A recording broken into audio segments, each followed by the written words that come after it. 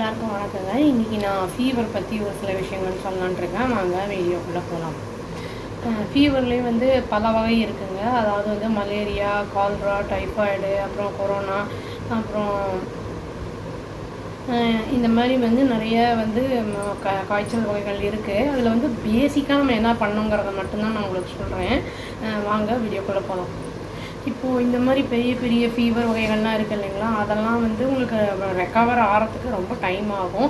At the same time வந்து நம்மளுக்கு அது ரெக்கவர் ஆகிட்டு திரும்பி நம்ம கண்ட்ரோல் இல்லாமல் மெடிசன்ஸ் எல்லாம் டாக்டர் சொல்கிறத கேட்காம இருந்தோம்னா ரீலாப்ஸ் ஆகிறதுக்கும் வாய்ப்பு இருக்குது. அதாவது ரீலாப்ஸுங்கிறது திரும்பி அது வரத்துக்கான வாய்ப்புகள் நிறைய இருக்குது.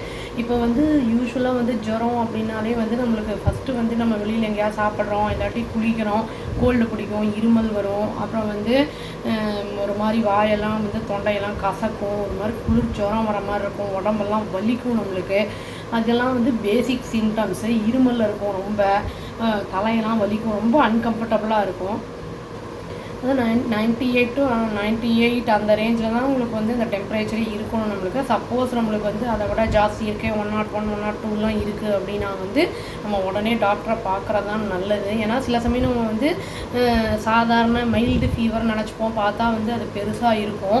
அந்த மாதிரி வந்து இருக்கும்போது என்ன பண்ணணும்னா அது அப்படியே வந்து சரியாக பார்க்காம விட்டால் அது ஃபிட்ஸு கூட வரும், போலியோ கூட வரதுக்கான வாய்ப்புகள் இருக்குது.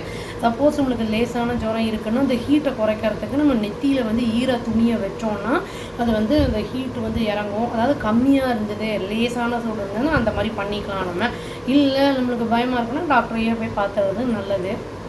இதெல்லாம் எப்படி இந்த மாதிரி வந்து சப்போஸ் ஃபீவர் இருக்குது அந்த மாதிரிலாம் இருக்கும்போது என்ன பண்ணணும்னா நம்ம வந்து மற்றவங்கக்கிட்ட போகாமல் நம்மளே ஐசோலேட் பண்ணிக்கணும், வெளியில் சாப்பிடக்கூடாது, அப்புறம் வந்து நம்மளுக்குன்னு பொருட்களை தனியாக எடுத்து வச்சுக்கணும், அப்புறம் வந்து முடிஞ்ச அளவுக்கு மாஸ்கெல்லாம் போட்டுக்கணும். இந்த மாதிரிலாம் இருக்கும் பொழுது நம்மளுக்கு ரெக்கவரி வந்து சீக்கிரமாக ஆகும். அப்புறம் வந்து நம்மளுக்கு வேலைக்கு போகிறவங்க, ஸ்கூல்ஸ் போகிற குழந்தைங்க இவங்களுக்குலாம் வந்து பாதிப்புகள் வந்து குறைக்கப்படும். ஸ்கூல்ஸெல்லாம் போகும்போது இந்த மாதிரி உடம்பு சரியில்லாமல் இருந்தால் திருப்பியுமே அனுப்பி விட்ருவாங்க. அதனால் வந்து ஃபுல் ரெக்கவரி ஆகிட்டு அப்புறம் போகிறது பெஸ்ட்டாக இருக்கும். ஃபீவர் இருக்கும்போது தலைவலிலாம் இருக்கும் இல்லைங்களா, அந்த மாதிரி சமயத்தில் கொஞ்சம் வந்து ஆவி பிடிச்சோன்னா வந்து பாத்திரத்தில் தண்ணி ஊற்றி ஆவியெல்லாம் பிடிச்சோன்னா கொஞ்சம் நம்மளுக்கு கம்ஃபர்டபுளாக இருக்கும், மூச்சு விடுறதுக்கு சிரமம் இல்லாமல் அந்த மாதிரிலாம் இருக்கும்.